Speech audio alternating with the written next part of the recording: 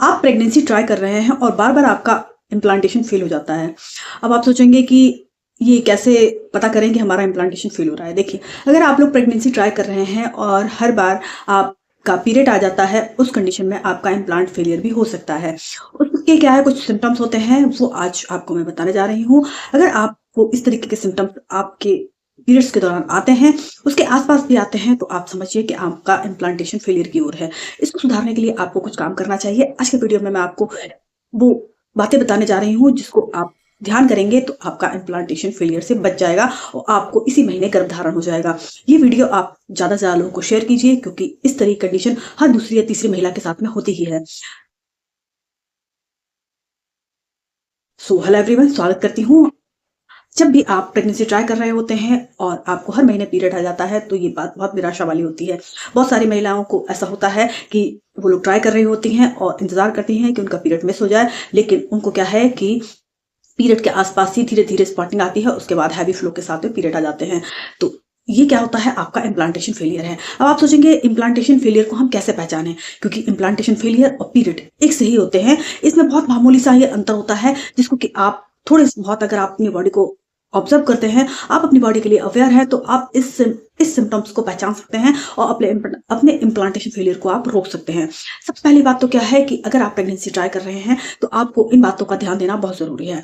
आप बहुत सारे लोगों के साथ में ऐसा होता है कि उनके अगर पीरियड आने वाले होते हैं, उनको बहुत पेन होता है, तो अब आप बोलेंगे कि ये तो बहुत नॉर्मल है, हर किसी को होता है। देखिए, बहुत सारी महिलाओं के साथ ऐसा होता है कि उनको पता भी नहीं चलता, उनके पीरियड निकल जाते हैं। बहुत सारी महिलाओं में पेन होता है, पर ये पेन ना क्रैम्प टाइप का होता है। लेकिन अगर आपको जो आपके पीरियड आने से पहले पेन अगर आपको पैरों से लेकर कमर तक आता है, तो उस कंडीशन में आपका इम्प्लांट फेलियर होने के चांस हो सकते हैं।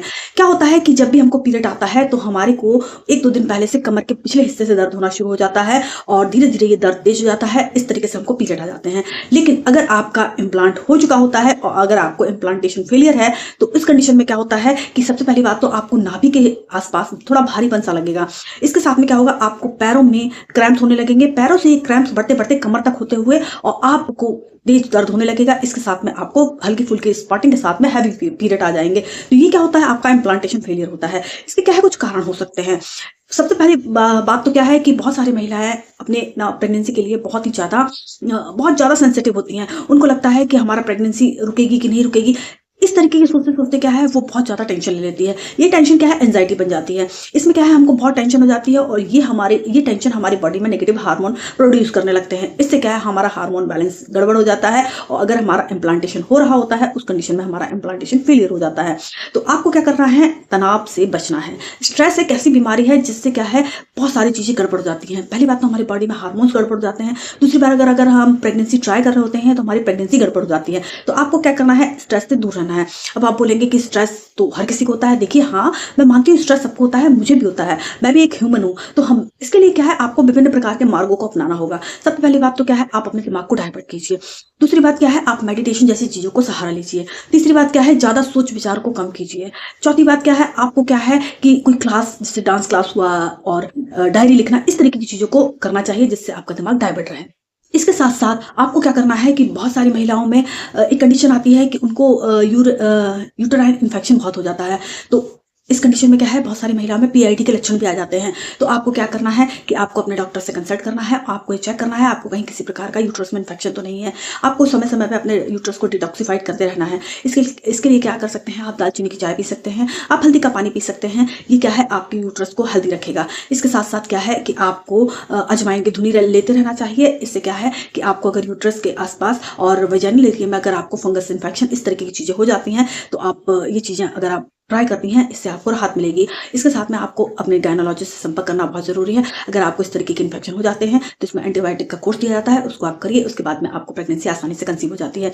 तीसरी बात क्या है कि अगर आपको ज़्यादा स्ट्रेस रहता है, ज़्यादा आप तनाव लेते हैं, तो उस कंडीशन में आपका इम्प्लांट फेलियर निश्चित ही होगा। इसके लिए आपको क्या करना है कि आप हमेशा पॉजिटिव सोचिए। हर चीज़ को आप पॉजिटिव लेंगी तो आपको क्या है कि जल्दी ही गर्भधारण हो जाएगा।